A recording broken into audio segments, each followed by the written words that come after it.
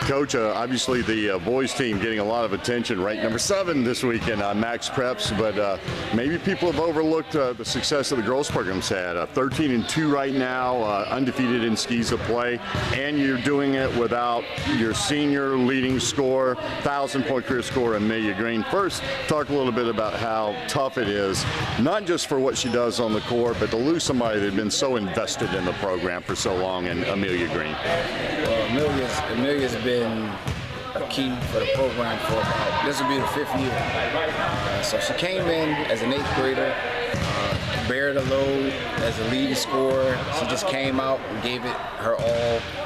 It was tough for her because she was the youngest on the team, and you had seniors and juniors who felt like it was their time, but she just came in and did whatever, whatever she needed to do. That you figure she came in as an 8th grader, she had to go against Asia Wilson, Amber Campbell.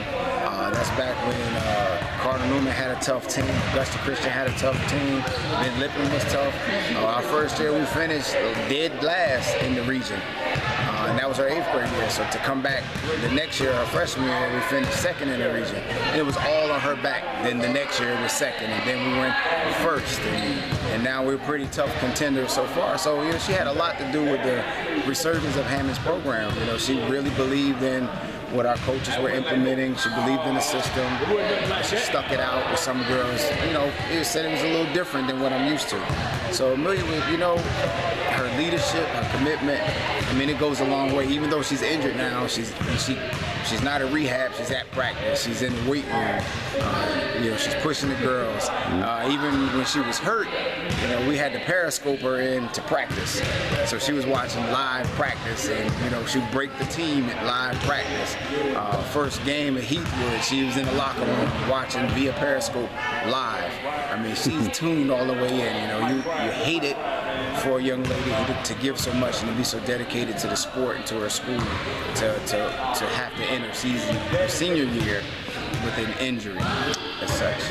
And absolutely, but I think to the credit of the other girls, to your program as well, they have been able to suffer that loss and yet still, bottom line is win. It hadn't always been easy, but the fact is the L's have not been there, the wins have, and just speak to the fact that is the result of this being a program that, as you've talked about, girls have grown in, and they have, one of their areas of growth is being able to bounce back. They always say you're only as good as your weakest link, and you guys have been able to lose your best player and continue to win. Yeah.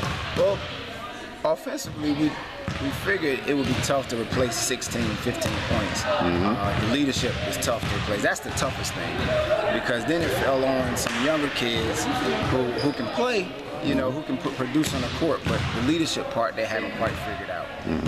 The vocal leader. So it was leadership by committee. Our coaches had to try some different tactics to get the girls to buy in and speak up. And we're not quite there yet. Our focus is defense. We said if we can stop people from scoring 10 points less than what they're usually scoring, we've got a chance. So we're trying to get the girls to buy into, hey, if you can't score as much, maybe if you can shut them down on defense, it keeps us in the game. So we hadn't quite figured out the recipe other than playing hard and playing better defense. And I hope we can get together by the end of the season where it really count and matter, because playoff time, everybody brings it. About 3 weeks until the playoffs start. And brings it playoff time. You have one thing that's very obviously good about this team is I think that even without Amelia, I'm looking over and I think I see 5 or 6 different girls that have scored in double figures. So you got a lot of girls that, when needed, can score points. And as you said, defense all about effort. So if they want it bad enough, it looks like they're in pretty good shape. Yes, it was interesting that you mentioned that. We've had 3 girls that scored in double digits that have never scored in double digits since Amelia went down. And it was a matter of us as coaches and the coaching staff saying, hey, you can do it.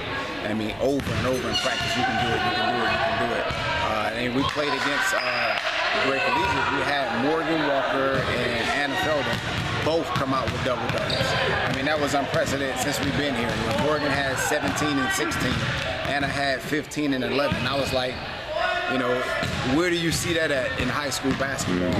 And they came out of the game not knowing. But I told them, if you believe in it and you go at it, and box out and rebound and put back, you can do it. So it's just a matter of, making the girls feel uncomfortable a little bit and get outside of their comfort zone. And it's paying off. TJ Haynes, another one. I think she had 2 big games where she scored double digits.